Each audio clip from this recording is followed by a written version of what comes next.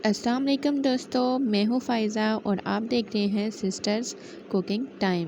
جی تو اس ویڈیو میں آپ کے لیے لے کر آئی ہوں پھول گوبھی اور آلو کی ریسیپی۔ اس ریسیپی کو میں نے بہت ہی آسان ٹپ اور ٹرکس کے ساتھ بنایا ہے۔ آپ اس ویڈیو کو سٹارٹ سے لے کر اینڈ تک ضرور دیکھیے گا اور ساتھ ساتھ ہماری ٹپس کو فالو کرتے جائیے گا۔ اس سے پہلے کہ ہم اپنی ویڈیو کو سٹارٹ کریں، آپ اگر ہمارے چینل پر نئے ہیں تو آپ ہمارے چینل کو سبسکرائب بھی ضرور کیجیے گا۔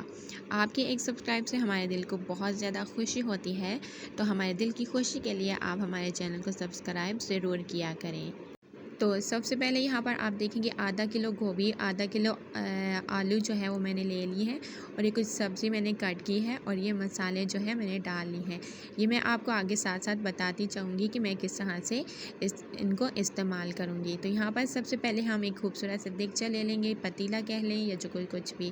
تو 1/4 کپ اس میں ہم آئل لے لیں گے، اور ایک بڑی جو ہے پیاز ہم کٹ کر لیں گے اس طرح سے، اور اس کو تھوڑا سا لائٹ براؤن ہم کریں گے، اور لائٹ براؤن ہونے پر ہم اس میں جو ہے ادرک لہسن کا پیسٹ بھی ایڈ کر لیں گے۔ برتن کو اچھی طرح سے صاف کیا کریں، اور پھر ادرک لہسن کے پیسٹ کے ساتھ ہم پیاز کو تھوڑا سا اور براؤن کریں گے، ٹھیک ہے۔ لہسن کو ہم بہت اچھی طرح سے پکائیں گے۔ پکانے سے یہ ہوگا کہ اس میں سے جو لہسن کی اسمیل ہوتی ہے وہ نہیں آئے گی۔ اور لائٹ براؤن ہونے کے بعد جو ہے ہم اس میں ٹماٹر ایڈ کر لیں گے۔ ہم نے یہاں پر 2 ٹماٹر جو ہے باریک کٹ کر لیے تھے، اور اب ہم ان ٹماٹرز کو اچھی طرح سے اس میں پکا لیں گے تاکہ یہ گل جائیں۔ تو یہاں پر ہمارے ٹماٹر جو ہیں وہ ماشاءاللہ سے بہت اچھے اس میں گل گئے ہیں، اور اسی میں اب ہم اس میں مسالے ایڈ کریں گے۔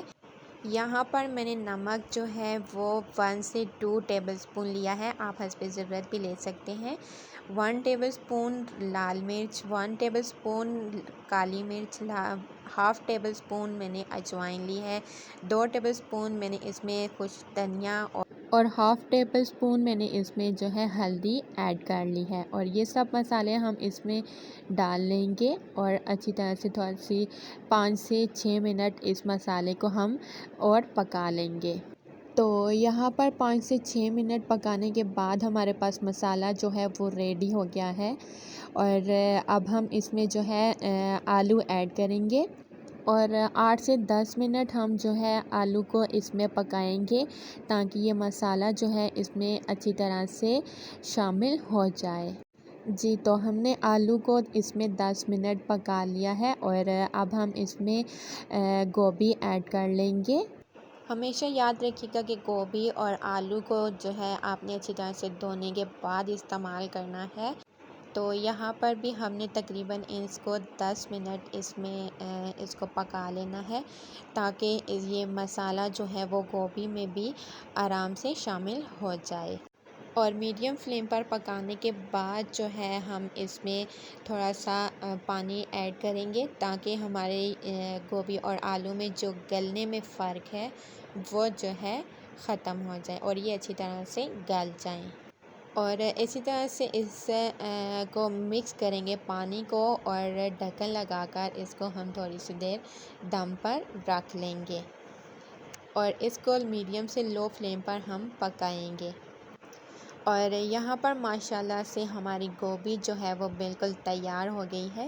اس میں سے جو پانی تھا وہ خشک ہو گیا ہے، ٹھیک ہے۔ آپ نے بہت اچھے سے اس کا پانی خشک کرنا ہے، اور خشک ہونے کے بعد ہمارے پاس یہ مزیدار تیار ہو گئی ہے، اور اب ہم آپ کو سرو کر کے بتائیں گے۔